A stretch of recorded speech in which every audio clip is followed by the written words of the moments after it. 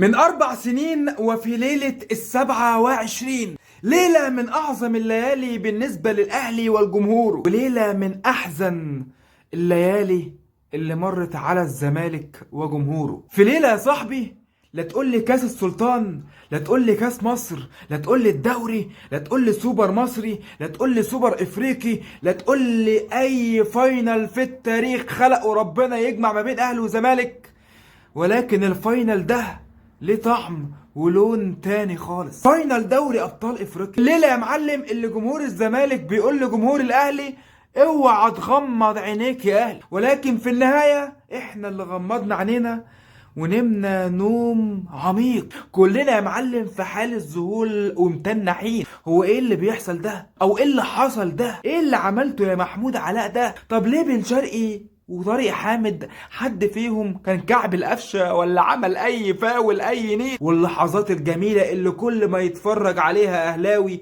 على ملخص زي كده، او اي اهلاوي عاوز يتبسط ويفرح قلبه، يجيب ملخص نهائي القرن ويقعد يتفرج عليه، فعلا هيحس بمتعة رهيبة. عكس الناحية التانية كزملكاوي، حرفيا مفيش زملكاوي بجد دموعه ما كانتش هتنزل وتغرغر عينيه. كانت ليلة صعبة حرفيا علينا كزملكاوية، وفي النهاية هي دي الكورة يا معلم، مكسب وخسارة. وفي ليلة زي كده كان لازم يكون او تكون ليلة كابوس على طرف، وليلة فرحة جنونية على طرف تاني. واللي كان وقتها من حظه يفرح الفرحة الجنونية هو كل جمهور الاهلي. كفاية عظمة لحد كده،